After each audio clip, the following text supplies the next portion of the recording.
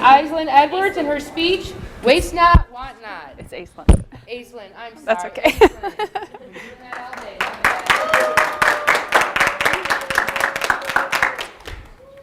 133 billion tons.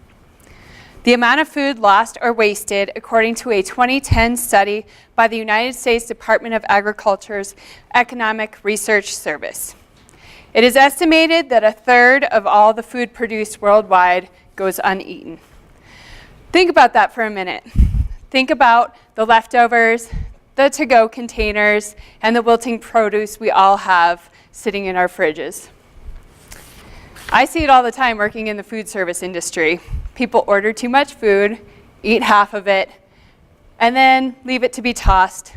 Or they take it home with them with the best of intentions of finishing it later, only to realize leftover fries are not appealing.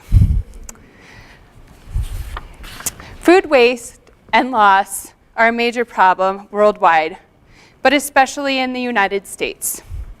According to Business Insider, the U.S. is the #1 in food waste, with estimates as high as 50% of the food we produce going to waste. It is a drain on society, the economy, and the environment. Today I'm going to change your perception on how we utilize food by highlighting the issues of food waste and loss. I will describe the impact on society, the environment, and the economy. There are solutions, and I will also show you how we can personally take action to affect change. First, let's look at what food waste and loss are and why they are a problem. Food waste and loss are defined on Wikipedia as food that is lost during any of the 4 stages of the food supply chain, from growers, processors, retailers, to the consumer. The United Nations defines food loss as a decrease in quality or quantity in the production and distribution, with food waste being a component of food loss. And food waste is the removal of food from the supply chain, which is or was fit for human consumption or has spoiled or expired. This is mainly caused by economic behavior, poor stock management, and neglect. So why is this a problem? There are 42 million Americans living in food insecurity, which means that they do not have reliable access to affordable, nutritious food. And when food is lost or wasted at every level, that food doesn't reach the people who need it most. Food waste also affects the economy. Considering the money spent on fertilizer, cropland, water, transportation, energy, production costs, and the money spent by consumers, SaveTheFood.com estimates that $218 billion are lost annually in the United States. Globally, it's estimated to be $3 trillion. Food waste also affects the environment. According to the EPA, food waste is the largest contributor to landfills, with 38 million tons going to those landfills. Landfills are also the third largest producer of methane gas, with 20% of the U.S.'s emissions coming from landfills. Methane gas has 21 times the global warming potential of carbon dioxide. While all of this might seem overwhelming, there are solutions. First, we need to educate the public. Many people throw away perfectly good food thinking that it has gone bad. A survey co-authored by Brian Rowe, a McCormick professor of agricultural marketing and policy at Ohio State University, showed that only 53% of people were aware that food waste is an issue. 68% believe that throwing away food past the packaging date reduces their chances of foodborne illness. And 87% believe that they throw away less than similar households. So there are some steps that we need to take. We need to reduce the surplus food produced. First, we can start with farmers planting in what are called prairie strips.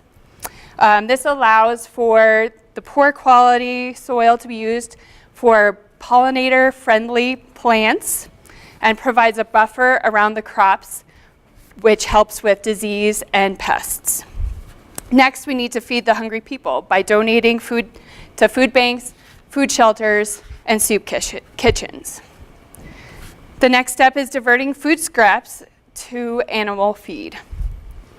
There are also industrial uses for waste. Waste oils can be converted to fuel, and food scraps can be placed in food digesters, which also produce energy. Composting is another step, which creates nutrient-rich soil amendments. And the very last resort should be landfills. By implementing these things, imagine how we can change our world and the United States. Imagine feeding all of the hungry people and reducing the 300 million barrels of oil wasted on food that will never be eaten.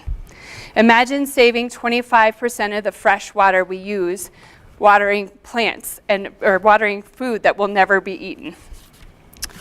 Imagine being able to reduce the 130 million tons of greenhouse gases emitted by food we never will eat. Right now, the average family of 4 wastes $1,600 a year on food that is thrown away.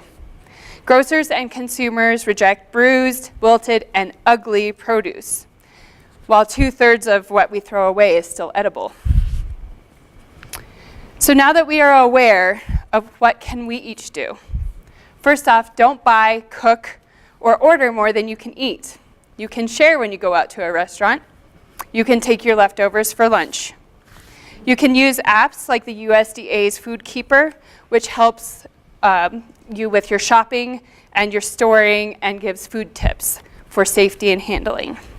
We can support restaurants and organizations that have taken the USDA's Food Waste Challenge, which is a pledge to reduce, recover, and recycle food. Linger is using peels and scraps to make stocks and also to smoke their food. Denver Food Rescue is getting food to needy people. Also, don't follow the use by and sell by dates and support legislation to change those. They are arbitrary, they're not required by law, and they are really only used by the manufacturers to tell them when to rotate stock. They only indicate the peak quality, but not the expiration. So, now that we understand what a huge problem this is, let me conclude. Today, hopefully I showed you the problem of food waste and loss, the impacts that it has on our world, and some simple steps that we can all take to change. To quote the NRDC, the Natural Resources Defense Council, cook it, share it, store it, just don't waste it.